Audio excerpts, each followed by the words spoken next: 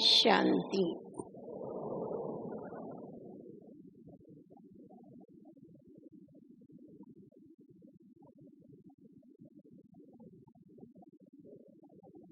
आप सब कलब पहले वाले बेहद बाबा की भुजाएं, उसमें भी विशेष राइट हैंड जो बाबा के कार्य को संभाल के बैठे हैं। ब्रह्मा को हमेशा सहस्त्र भुजा वाला, हजारों भुजा वाला बताते हैं। भुजा ये हमेशा मदद की निशानी होती है। आप सब बाबा के ऐसे मददगार बच्चे हैं जो अनेक आत्माओं को बाबा का बनाने के लिए अपना स्थान, अपना समय, अपना धन, अपना तन और मन दिया है, और दूसरों से भी उनका भाग्य बनाने के लिए भी आप निमित्त बनते। बाबा ने आकर के ऐसा जादू बच्चों के ऊपर किया। बाबा ने घर बार तो नहीं छुड़ाया बच्चों से, परंतु घर गृहस्थ में रह करके बाबा ने बच्चों को न्यारा बनना सिखाया और बुराइयों का त्याग करना सिखाया। देह और देह की दुनिया को भूल करके बाबा ने हम बच्चों को मरजीवा जन्म दिया। जो मरजीवा जन्म सिर्फ एक ही संगम युग पर हम ब्राह्मण बच्चे ही लेते हैं। सतयुग त्रेता में तो योग बल की पैदाइश होती है, द्वापर कलयुग में भोग बल की पैदाइश होती है, और पुरुषोत्तम संगम युग पर जब स्वयं भगवान इस सृष्टि पर आते हैं तो आकर के बच्चों को पवित्रता के बल से ब्रह्मा मुख से पैदा करते। भक्ति मार्ग में सुनते थे कि भगवान मनुष्यों को पैदा करता है, परंतु अर्थ नहीं समझ में आता था कि कैसे पैदा करता है। तो अभी हम खुद इस बात का अनुभव करते हैं कि भगवान कैसे माता पिता बन करके हम बच्चों को जन्म भी देता, हमारी पालना भी करता, शिक्षक बन के हमें पढ़ाता भी, और सतगुरु बन के हमको साथ में भी ले जाता। उसको जादूगर भी कहा जाता है। उसकी इतनी बड़ी जादू है जो दुनिया में कोई नहीं कर सकता। भगवान असंभव को संभव करके बताता है। ये जो उसका गायन किया जाता है तो देखने में आता है कि कैसे दुनिया वालों ने, साधु संत महात्मा शास्त्र, सब ने जिस बात को इम्पॉसिबल कहा कि घर गृहस्थ में रहते हुए, स्त्री पुरुष इकट्ठे रहते हुए कभी भी पवित्र नहीं बन सकते, परंतु बाबा ने उस असंभव बात को बच्चों के द्वारा कैसा संभव किया कि घर गृहस्थ में रह के पवित्र रहना ये असंभव नहीं परंतु अति सहज। क्योंकि बाबा ने बड़ी सहज युक्ति बताई कि जबकि तुम सब एक ही बाप के बच्चे हो, एक को ही तुम माता पिता कहते हो, उसके द्वारा ही तुम जन्म लेते हो, जबकि तुम्हारा टाइटल ही ब्रह्मा कुमार और कुमारी का है, तो पवित्रता तो तुम्हें वर्षे में मिल गई, क्योंकि तुम्हारा तो जन्म ही पवित्रता के आधार पर हुआ। तो बाबा ने आके हमें मरजीवा जन्म दिया। पहले शास्त्रों में पढ़ते थे कि मरने के बगैर स्वर्ग नहीं मिलता है, तो समझते थे मरने के बगैर स्वर्ग नहीं मिलता है, अभी मरा हुआ तो वापस नहीं आता है जो आगे बतावे कि स्वर्ग क्या होता है, उसके लिए तो हमें मरना पड़ेगा। परंतु मरने से तो स्वर्ग मिलने की बात नहीं है। परंतु अभी समझ में आया कि मरजीवा बनने के बगैर स्वर्ग में कोई जा नहीं सकता। तो बाबा ने आकर के बच्चों को जीते जी मरना सिखाया। इसीलिए ब्राह्मणों को हमेशा द्विज कहा जाता है। द्विज अर्थात 2 बारी जन्म लेने वाले। एक तो पहले माता के गर्भ से जन्म लिया और दूसरा ब्रह्मा के मुख से जन्म लेके हम द्विज अर्थात सच्चे सच्चे ब्राह्मण बने। तो जब इतना बड़ा परम सौभाग्य हमको भगवान के द्वारा, भाग्य विधाता के द्वारा मिला, और भाग्य विधाता ने आके हम सब ब्राह्मण बच्चों के हाथ में ऊंचे ते ऊंचा भाग्य बनाने की श्रेष्ठ कर्मों की कलम दे दिया कि जितना लंबा भाग्य चाहिए उतना लंबा भाग्य तुम खुद का खुद खींच सकते हो। सिर्फ तुम खुद का ही भाग्य नहीं बना सकते, परंतु तुम्हें सारी विश्व का भाग्य बनाना है कि तुम भी बाप के साथ साथ मास्टर भाग्य विधाता हो। इसीलिए जो भी बच्चे बाबा के मददगार बनते हैं, उनकी भक्ति मार्ग में, रुद्र यज्ञ में शिव के साथ साथ शालिग्रामों की पूजा होती है, वो हम ही बच्चे। बाबा कहता मैं तुमको कितना ऊंचा बनाता हूँ, अपने से भी ऊंचा बनाता हूँ। मेरी तो सिर्फ सिंगल पूजा होती है, पर तुम बच्चों की डबल पूजा होती है, शालिग्राम के रूप में भी और देवताओं के रूप में भी। बाबा तो देवता बनता ही नहीं जो उसकी शरीर के रूप में पूजा हो, वो तो सदैव बिंदु के रूप में उसकी पूजा की जाती। तो बाबा के ऐसे ऐसे महावाक्य जब सुनते हैं और पढ़ते हैं तो नशा चढ़ता है, और अंदर से यही गीत निकलता है कि वाह मेरा भाग्य, वाह वाह भाग्य विधाता, वाह तूने हमें वाह वाह बना दिया, कितना ऊंचा बना दिया, कितना तेरा शुक्रिया कहे, कितने तेरे आभार माने। तेरे पर एक बारी नहीं परंतु अनेक बार वारी जावे तो भी रिटर्न नहीं कर सकते।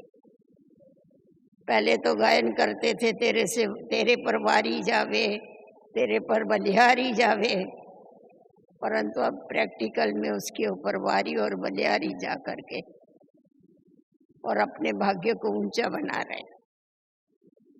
तो यहाँ जो भी बाबा के बच्चे बैठे हैं वो सब बाबा के ऊपर बल चढ़ी हुई आत्माएं हैं। सबने अपने जीवन को ईश्वर के अर्पण कर दिया, और सिर्फ खुद को ही नहीं किया, परंतु मैं भी तेरा और ये सब कुछ तेरा। बाबा ने मेरे को तेरे में परिवर्तन करने का पाठ बच्चों को पक्का कराया। मैं कहने से माया आती है और तेरा कहने से माया भाग जाती। तो सबसे पहले आके बाबा ने बच्चों को गृहस्थी से ट्रस्टी बनाया, क्योंकि गृहस्थी माना बोझा उठाने वाले। आप सब अनुभवी आत्माएं बैठी हैं, कितना प्रवृत्ति का,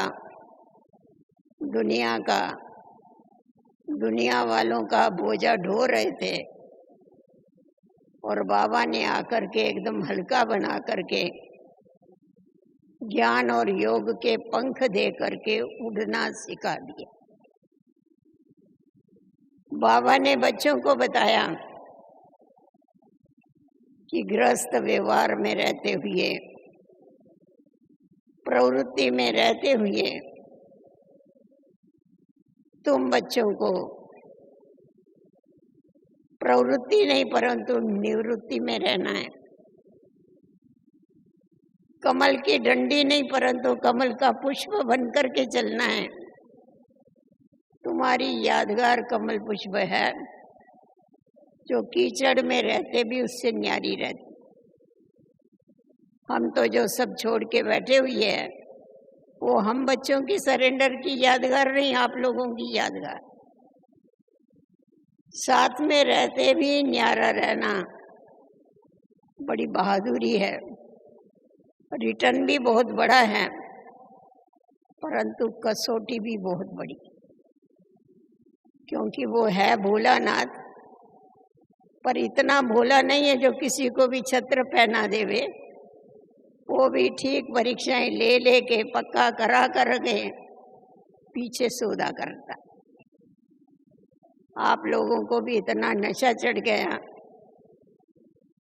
जो आप भी विश्व कल्याण के लिए निमित्त बनने के लिए मैदान में आ गए।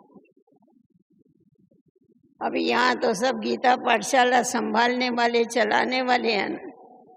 जो गीता पाठशाला चलाते संभालते हाथ ऊपर करो, देख सब है। अच्छा, कोई भी ऐसे नहीं है जो गीता पाठशाला नहीं चलाने वाले हो। गीता का सार क्या है? गीता का लास्ट अध्याय क्या है? नष्टो मोहा स्मृति लब्धा। अभी जो आत्माएं नष्टो मोहा स्मृति लब्धा है वो हाथ ऊपर करो, ध्यान से करना, देख रहो। अरे गीता पाठशाला इतने ही चलाते हैं और नष्टो मोहा कम बने, ऐसा कैसा? अगर आप नष्टो मोहा नहीं बनेंगे तो आपके पास आने वाले कैसे बनेंगे? आप अगर नष्टो मोहा नहीं बनेंगे तो स्मृति लब्धा कैसे बनेंगे? इसीलिए आज से ये पक्का करना कि हमें जरूर जरूर जरूर नष्टो मोहा बनना है। जो ऐसी प्रतिज्ञा करते हैं वो हाथ ऊपर करो। हाँ, अभी थोड़े हाथ ऊपर हुए। अच्छा, इन एडवांस थैंक्स। दूसरी बारी आएगी तो पूछेगी फिर से मैं। अभी हम देखते हैं, आप जिस दिन बाबा के घर में आए पहली बारी, जिस समय आप बाबा के पास आए और आपको पहला लेसन मिला, आप वापस घर में गए, उस समय आपकी स्थिति में अंतर था या नहीं था? अंतर था ना, सबकी स्थिति में अंतर था। आए थे क्या बन के और गए क्या बन के? बाबा ने आते ही, ईश्वरीय जन्म लेते ही हम बच्चों को तीसरा ज्ञान का नेत्र गिफ्ट में दे दिया, बर्थडे। तो जब हमारा तीसरा ज्ञान का नेत्र खुल गया तो उस ज्ञान नेत्र से मैंने क्या देखा? खुद को देखा, खुदा को देखा, उसके द्वारा मिलने वाला वर्षा देखा। जब ये हमारे को नजर आया तो हमारे जीवन में परिवर्तन आ गया। बाबा ने सबसे पहले आके बच्चों का देह अभिमान छुड़ाया। पहले दिन यही पाठ पक्का किया ना, मैं कौन। जब ये मेरे को समझ में आ गया मैं कौन हूँ और मैं किसका हूँ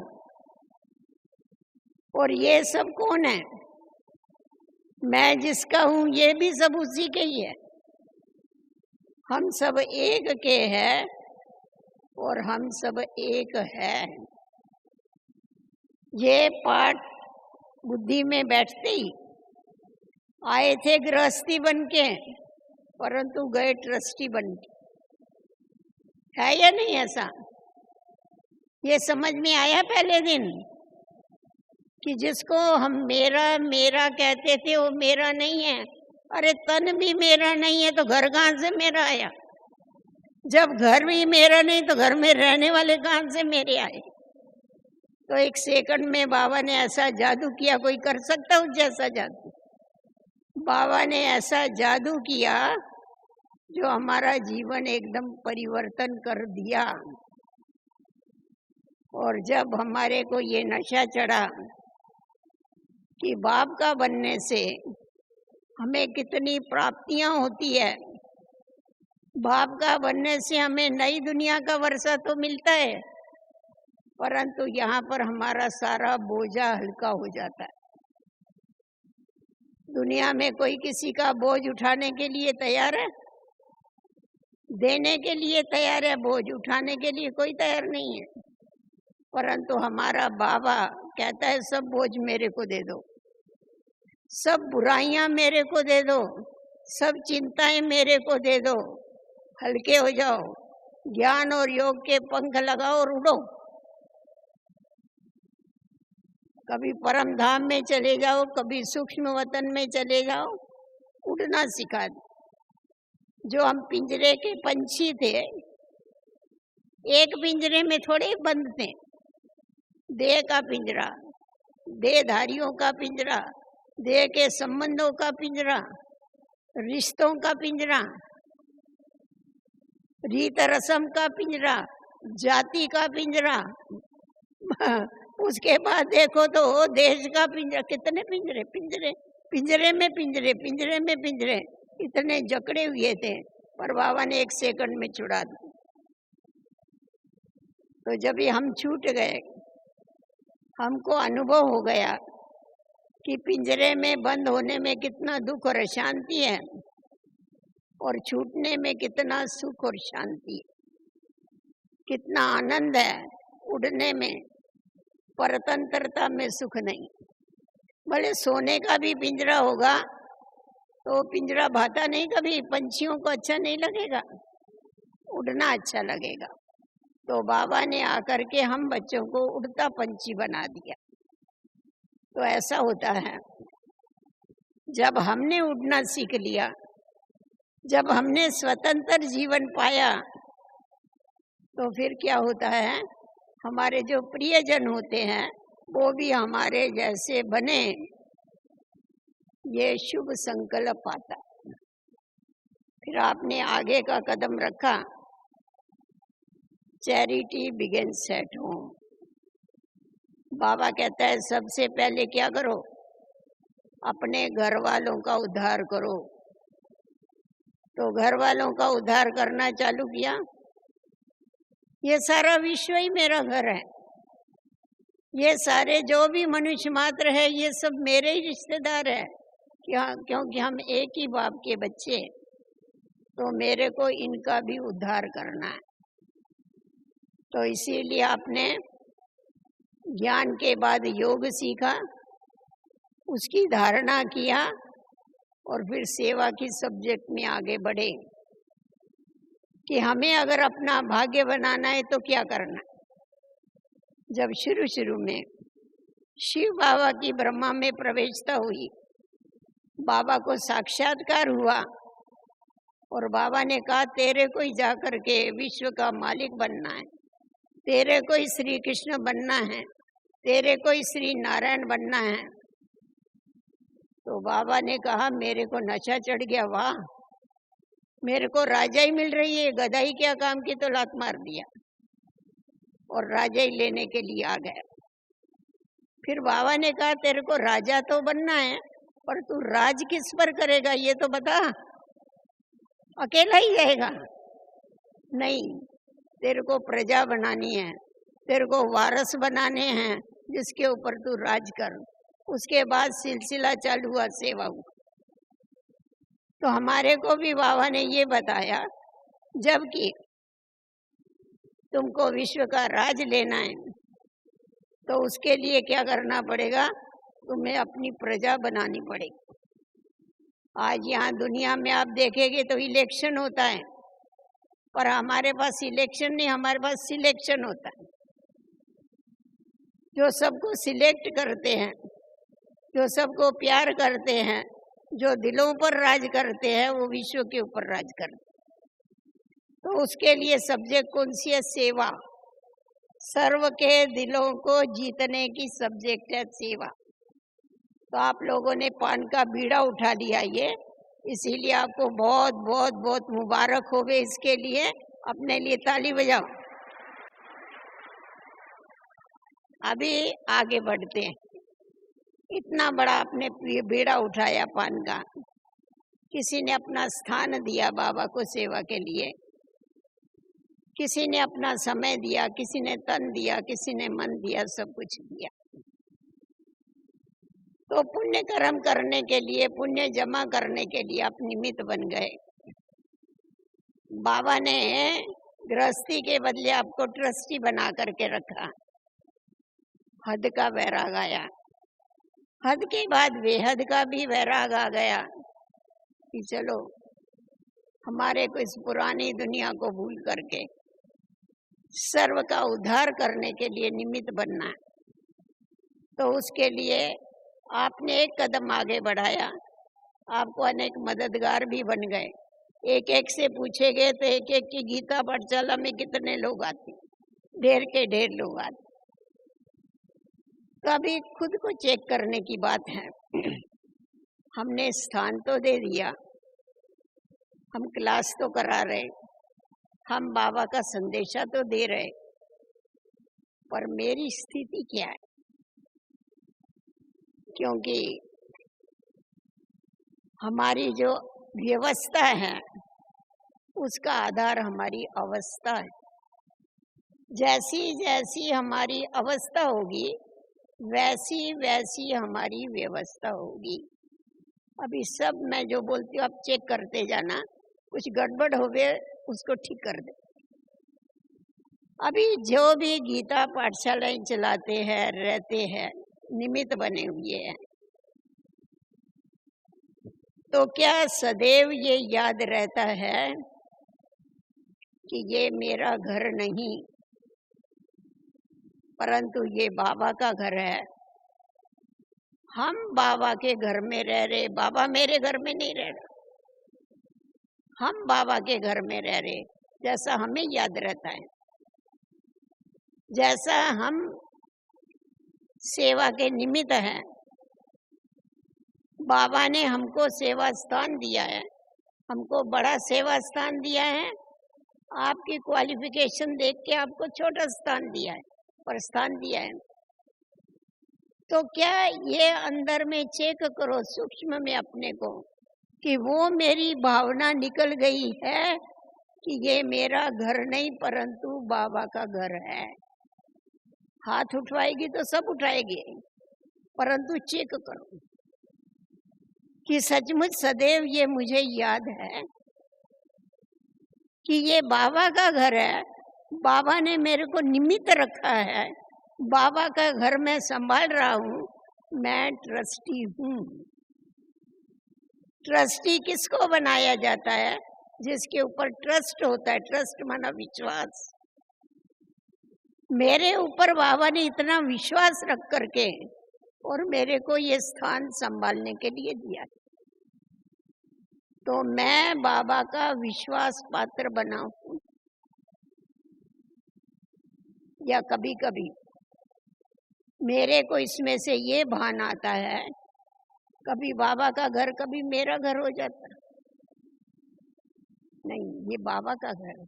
यहाँ जो भी आने वाले हैं, जो भी रहने वाले, वो बाबा के बच्चे हैं, मेरे नहीं हैं, क्योंकि मैं ही बाबा का हूँ।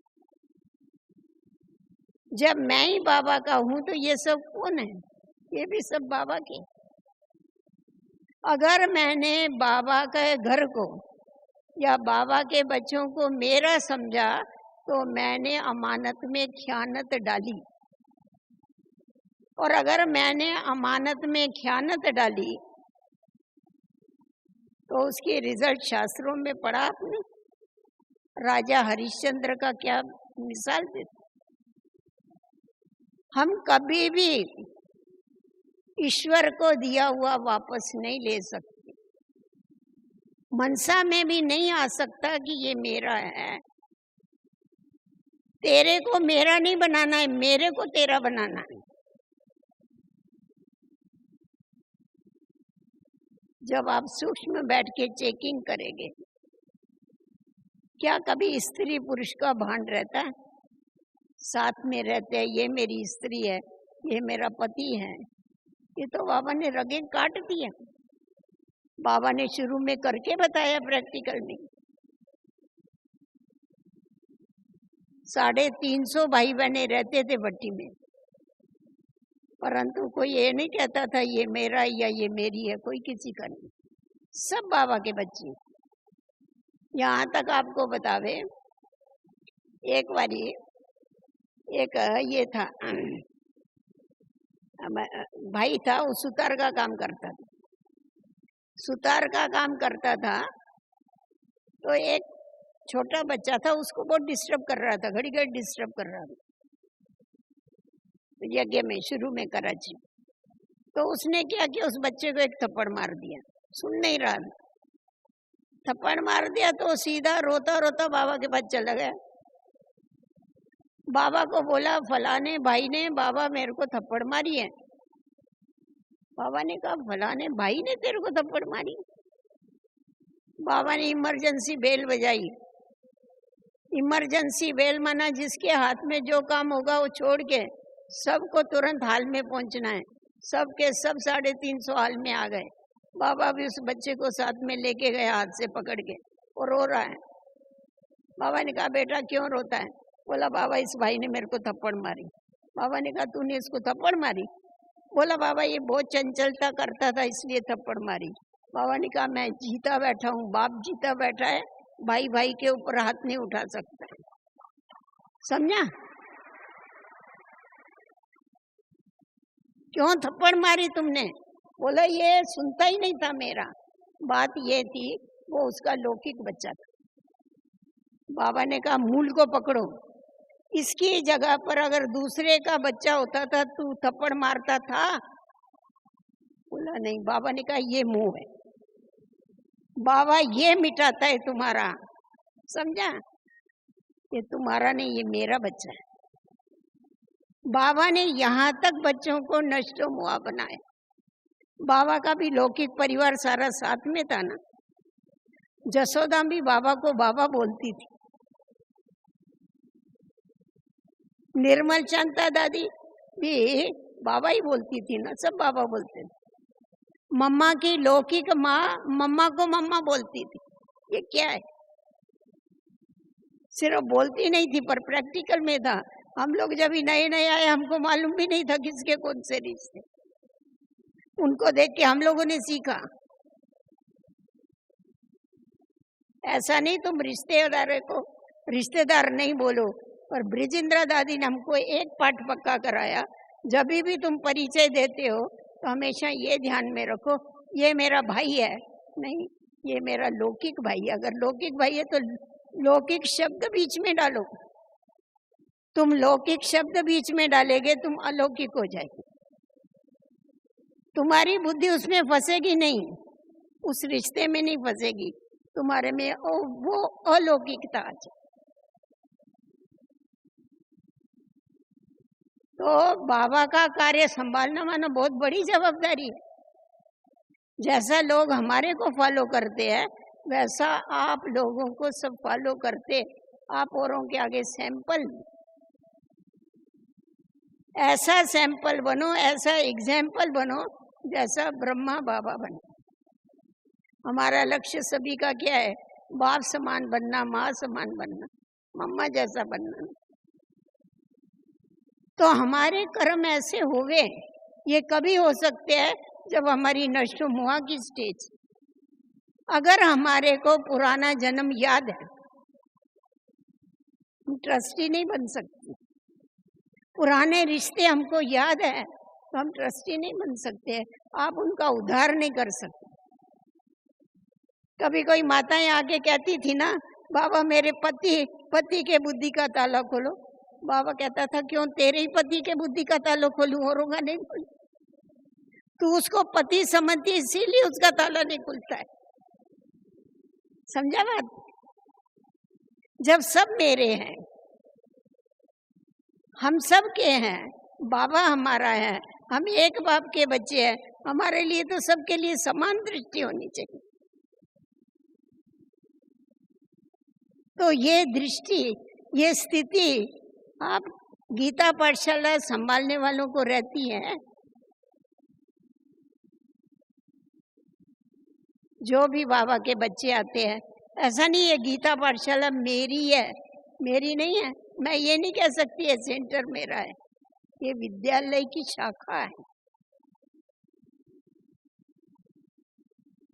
अगर लौकिक से तो बुद्धि तोड़ी, परंतु अगर जाके उनमें फंसी कि ये मेरी गीता पाठशाला, ये मेरे स्टूडेंट है, गए काम से, मारा माया ने गोला,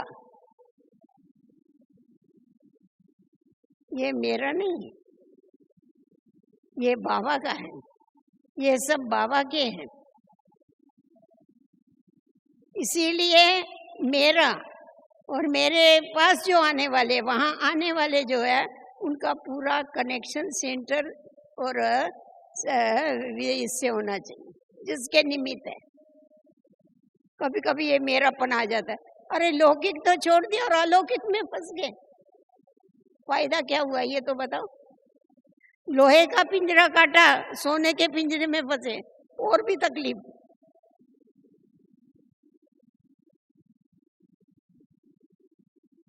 एक नामी इका नाम, सदैव एक का नाम हमारे मुख में हो, सदैव एका नामी से चले हम। हमारे संकल्पों की एकानामी, हमारी वाणी की एकानामी, हमारे कर्मों की एकानामी, धन की एकानामी, हर बात की एकानामी।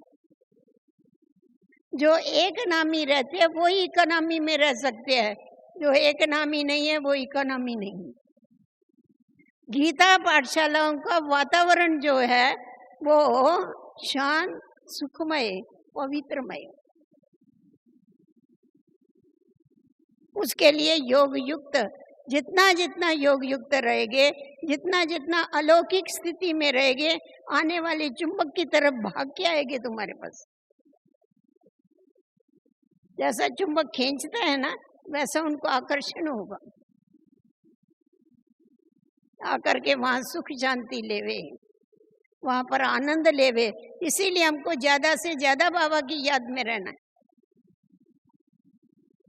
बाबा कहता है ना बच्चे, ये सब यज्ञ कुंड है, सेवा केंद्र बड़ा यज्ञ कुंड है, तो गीता पाठशाला छोटी यज्ञ कुंड, क्योंकि वो सेवा केंद्र का ही तो भाग है, और सेवा केंद्र यहाँ का ही तो भाग है, पांडव भवन।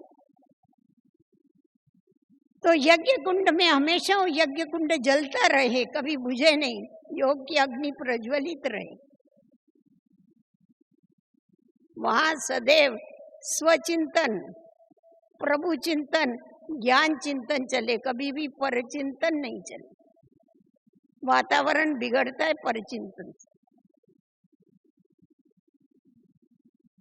ऐसा नहीं गीता पाठशाला है, इसकी बात उसकी बात, उसकी बात उसकी बात, एकानामी करो वाणी की, अपनी शक्ति को लीक नहीं करो। एक तरफ तो टाकी में ऊपर से पानी गिर रहा है और नीचे टाकी को छेद है और पानी सारा बह रहा है। एक तरफ मैं बाबा से शक्ति ले रही हूँ और दूसरी तरफ मैं फालतू बात करके उस शक्ति को वेस्ट कर रही हूँ। मेरा तो उद्धार नहीं होगा, आने वाले का भी कैसा उद्धार होगा। इसीलिए वातावरण को पावरफुल बनाने के लिए हमें हमेशा ये स्लोगन याद रखना है, कम बोलो, धीरे बोलो, मीठा बोलो, सत्य बोलो, यथार्थ बोलो। बोलो तो ज्ञान युक्त बोलो, नहीं तो कुछ नहीं बोलो।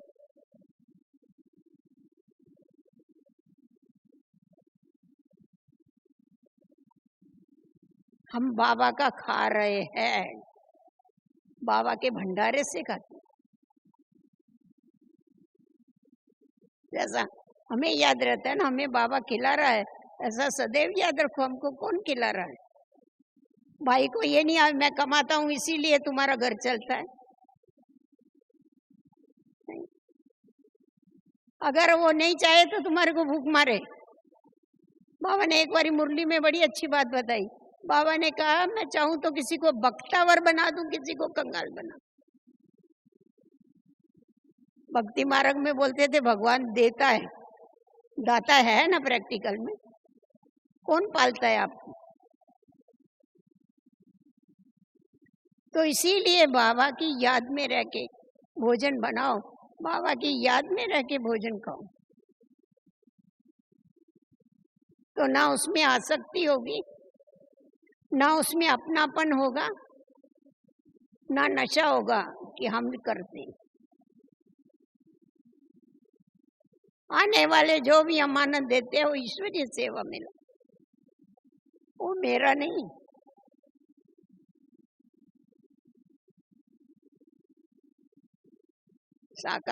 साकार बाबा ने क्या नहीं करके बताया हम लोगों को, मम्मा ने क्या नहीं करके बताया। बाबा ने शुरू में अपने लौकिक बच्चे को वो कुछ ले गया था, 500 के 1000 रुपए ले गया था धंधे के लिए। उसको हमेशा बोलता था वो वापस करो। उसने बेचारे ने कितना दिया, और बाबा बोला तुमने वो जो उधार लिया था यज्ञ का वो दिया नहीं। वो बोलता था बाबा वो मैं नहीं दूंगा, वो अमानत है मेरे पास, मैं वो नहीं दूंगा, वो बरकत है मेरी। तो बाबा को इतना ख्याल था।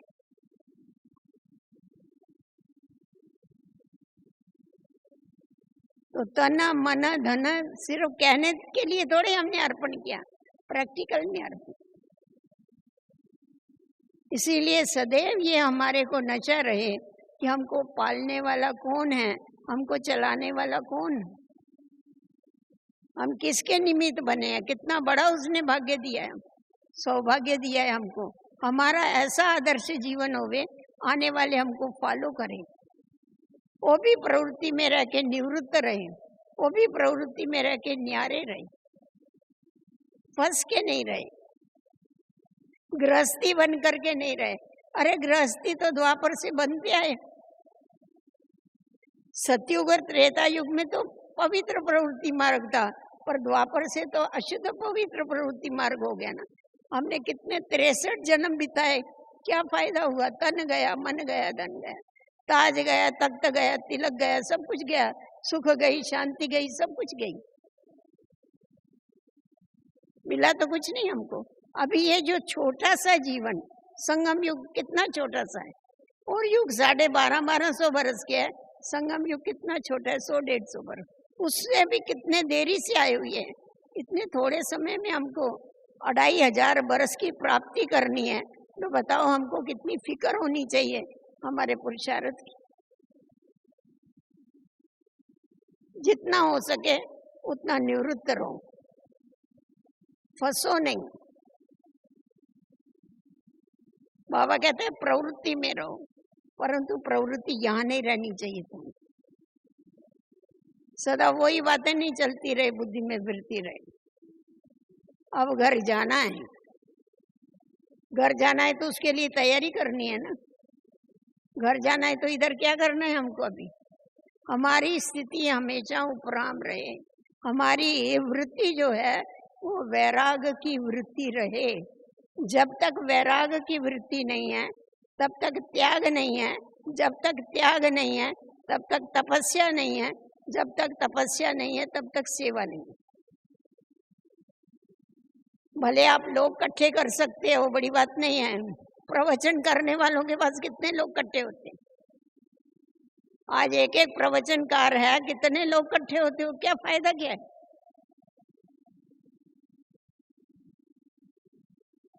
बाबा यहाँ कथा सुनाने के लिए नहीं हमको बिठाता है, अनुभवी बनाने के लिए बिठाता है,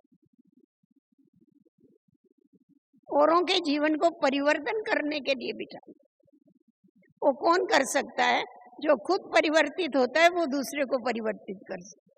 जो जिसका खुद के ऊपर ध्यान नहीं, वो दूसरों को ध्यान कभी नहीं खींचवा सकता। हम गृहस्थी में फंस के रहे और दूसरे को बोलो तुम निवृत्त रहो। बाबा अभी परसों ही बाबा की मुरली में था ना, पंडित का मिसाल। पंडित का मिसाल मालूम है सबको? सबको मालूम है पंडित की कहानी? हाथ ऊपर करो। सबको नहीं मालूम है? पंडित का एक मिसाल देते, बाबा बोलते पंडित नहीं बनो, था ना, परसों था मुरली। एक पंडित था, वो बड़े अच्छे प्रवचन करता, बहुत माताएं इकट्ठी होती थी। फिर बरसात के दिन थे, बीच में नदी थी, पानी भर गया। तो माताओं ने कहा अभी हम गुरुजी कैसा आएंगे, हमारा पुल तो डूब गया बरसात के लिए। अरे बोला तुम इतना दिन हो गया प्रवचन सुनते हैं, तुमने इतना भी नहीं सीखा, राम नाम की नाव बनाओ और उसमें आ जाओ। बोला अच्छा। तो माताएं तो बड़ी निश्चय बुद्धि थी, राम राम राम राम करके रोज आने लगी, पानी में से आ जाती। एक दिन पंडित जी को बोला, पंडित जी गुरुजी हमारे पास चलिए, हमारे घर में चलिए, पग घुमाइए। बोला चलो चलो। वहां गया, नदी में देखा तो पानी पानी। पंडित जी को बोला आप चलिए ना, तो बोला पुल कहाँ है? बोला नहीं, हम तो राम नाम के नाव में आते, आपने ही बिठा दिया, आप भी बैठ जाइए। वो तो डरने लगा, कैसा क्या बैठने का। फिर बेचारा बीच में उतरा, तो वो राम राम राम बीच में डूब गए, झूठा राम था। तो बाबा कहता है ऐसी पंडित नहीं बनना, मुरली में होता है हमेशा, पंडित नहीं बनना कभी भी, समझा? इसीलिए तुम जो भी बोलते हो ना, वो पहले खुद धारण करो। धारण करके जब तुम औरों को सुनाएगे ना, तुम्हारा उनको तीर लगेगा, उनका जीवन भी परिवर्तन में आएगा। तो इसीलिए अपनी जो सब्जेक्ट है ना, ज्ञान योग धारणा पीछे सेवा, पहले सेवा नहीं है। हम लोग कभी कभी उल्टा कर देते हैं, पहले सेवा को नंबर दे देते हैं, धारणा पीछे। पहले जो आने वाले हैं वो तो सुधर जावे, उनकी फिक्र हमको ज्यादा है, हमारी फिक्र कम है। उनकी फिक्र हमको करने की जरूरत नहीं, उनकी फिक्र करने वाला बैठा है। हमें हमारी फिक्र करनी है कि मेरे को सुधरना है, मेरे को बाप समान बनना है, मुझे कर्मातीत बनना है, मुझे वापस घर जाना। जब हमारे को ये तात लग जाती है ना, मेरे को जाना है, तो मेरी बुद्धि उपराम हो जाती है। जाना है तो फिर क्या है, जाना है तो उसके लिए तैयारी करनी नहीं करनी, ऐसे ही चले जाएगी। हमारा जीवन एकदम सिंपल होना चाहिए। बाबा ने हमको सिंपलिसिटी सिखाई है। हमें देखने के बाद किसको भी ये लगना चाहिए ये योगी आत्मा है, ये कोई तपस्वी आत्मा है। उसके लिए हमारे वाइब्रेशन, हमारे संकल्प श्रेष्ठ हो गए ना, हमारे वाइब्रेशन ऐसे हो, उनको साकाश मिलेगी हम लोगों के द्वारा। बाबा कहता है ना बहुत ऊंचा ना बहुत नीचा, साधारण रहो। तो जितना जितना तुम साधारण रहेंगे, सिंपल जो होगे, वही औरों के आगे सैंपल बन सकेंगे। ब्रह्मा बाबा को देखो, बाबा ने अपनी ड्रेस भी बदली नहीं किया, जैसा धोती और कुर्ता था वही बाबा कर रहा अंत तक, एकदम सिंपल। सैंपल बनाना सबके आगे, तो हमें भी सबके आगे सैंपल बन के रहना है। इसीलिए अपने पुरुषार्थ को सिंपल करो। कभी कभी किसी को पुरुषार्थ की भी बहुत चिंता होती है, अरे क्या करे, पुरुषार्थ नहीं होता है। पुरुषार्थ चिंता करने की, आप प्रभु चिंतन में रहो, अमृत वेले को पावरफुल बनाओ। जब तक आपका अमृत वेला पावरफुल नहीं होगा, तब तक परिवर्तन नहीं होगा।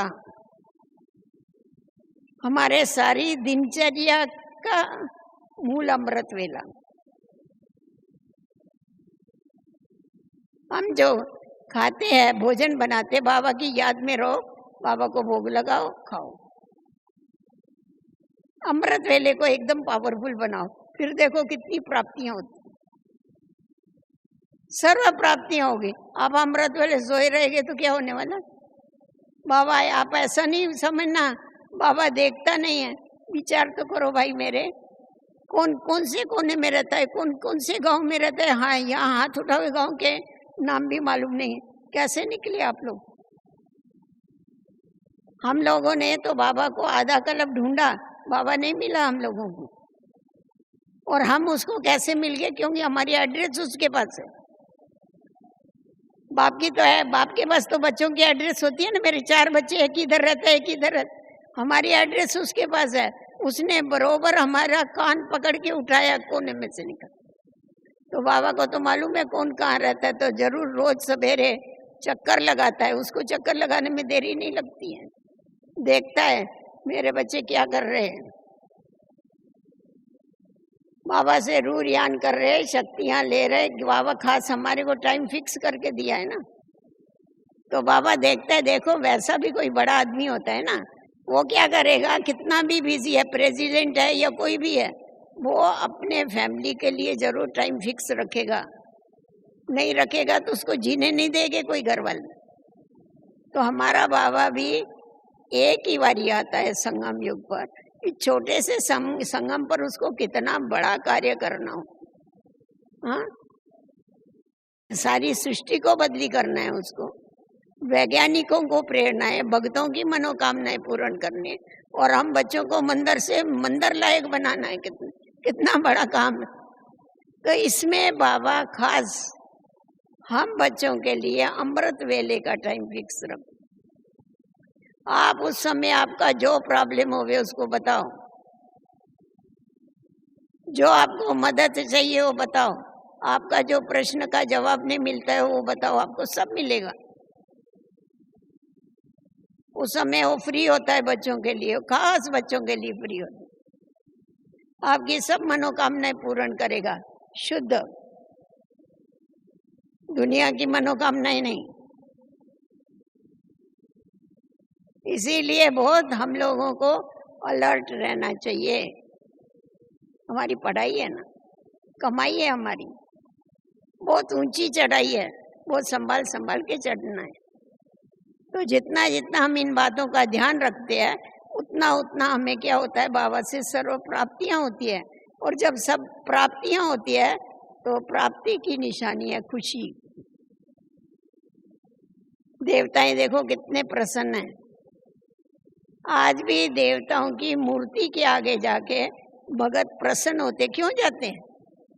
दर्शन करने को क्यों जाते हैं? क्योंकि दर्शन करने से मन प्रसन्न होता है। तो हमारी मूर्तियों के दर्शन करके लोग प्रसन्न हो रहे। आपको और हमारे को मिलने के बाद तो प्रसन्न होने चाहिए।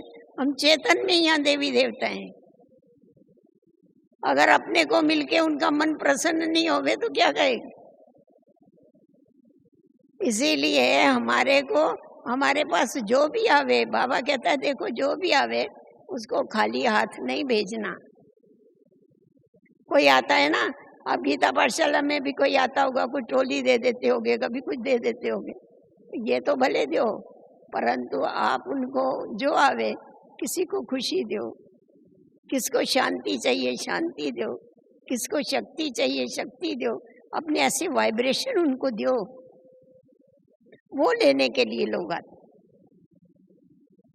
तो हम जितना जितना, क्योंकि हम दाता के बच्चे हैं ना, देने वाले हैं ना, तो दाता के बच्चों का काम है देना। तो जो भी आवे उसको दो, कुछ ना कुछ आप देंगे ना, वो झोली भर के जाएगा। ईश्वर के दर से वो झोली खाली करके नहीं जाए।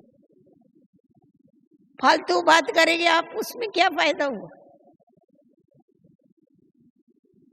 माताएं बैठी होती है ना गीता पाठशाला में, वो एक दूसरी माता आई, मेरे बहू का ऐसा हो गया, मेरी बहू का ऐसा हो गया। अरे तुम गीता पाठशाला में इसलिए बैठे क्या? ये इधर का को पंचायत लेके आए, बाबा की बातें सुन के जाओ। घर की पंचायत इधर नहीं लाना कोई। बाबा ने हमको ज्ञान देने के लिए निमित्त बनाया, फालतू बातें करने के लिए हमको निमित्त नहीं बनाया। माताओं के पास बहुत फुर्सत होती है उसकी। अपने समय को सफल करो, आने वालों को भी, उनके भी समय को सफल करो। होता है ऐसा, आप नहीं बोलेंगे तो भी हमको मालूम है क्या होता है। ये नहीं होना चाहिए। तो इसीलिए हमेशा ये याद रखो कि जो भी आवे उसको कोई ना कोई ईश्वरीय प्राप्ति होनी चाहिए, उसको कोई ना कोई ज्ञान रतन मिलने चाहिए। उसको कोई ना कोई अनुभव होना चाहिए, अनुभूति करके जावे जो सारा दिन उसके बुद्धि में वो घूमता रहे। तभी कहेंगे कि हम ठीक गीता का पाठ पढ़ा रहे हैं। गीता का पाठ क्या है? जो हुआ वो अच्छा हुआ, जो हो रहा है वो अच्छा है, जो होने वाला है वो अच्छे से अच्छा। तो कोई उल्टा भी सुनावे तो उसको गीता का पाठ पढ़ाओ, कि गीता का पाठ पढ़ो। रामायण तो बहुत सुन लिया हम लोगों ने। हाँ, रामायण में क्या है? दूतीपना है सारा, इधर की बात उधर, उधर की बात उधर। अभी हमारे को कथा कौन सी सुनानी है? सत्यनारायण की कथा, गीता की कथा, नाम ही है गीता पाठशाला, फिर तो गीता ही सुनानी है ना हम लोगों को। ये इतनी बड़ी जवाबदारी आप लोगों के ऊपर है, उस जवाबदारी को पूरा करो। हमेशा अपने को गृहस्थी समझ के एकदम हल्के रहो। बैठा है बाबा के कितने अच्छे अच्छे चित्र हैं, मैं बैठा हूँ, बच्चे चिंता मत करो। तो सचमुच हमें याद रहता है बाबा बैठा है, हमको कोई चिंता नहीं है। हम तो प्रभु चिंतन करने वाले बाबा के बच्चे हैं। चिंता तो सारी बाबा ही करता है। करण करावन हार स्वामी। मम्मा को हमेशा याद रहता था, हुक्म ही हुक्म चलाए रहा। मम्मा से पूछेगे ना मम्मा क्या है, मम्मा कहती है वो हुक्म चलाए रहा। हम कठपुतलियां नाच रही। कठपुतली कैसी नाचती? उसमें कोई जीव होता है क्या? वो रस्सी पकड़ता है, धागा, वो तो उसको नचाने वाला नचाता है। हमको भी वो नचा रहा, हमारे में तो कुछ नहीं। ठीक है, ओम शांति।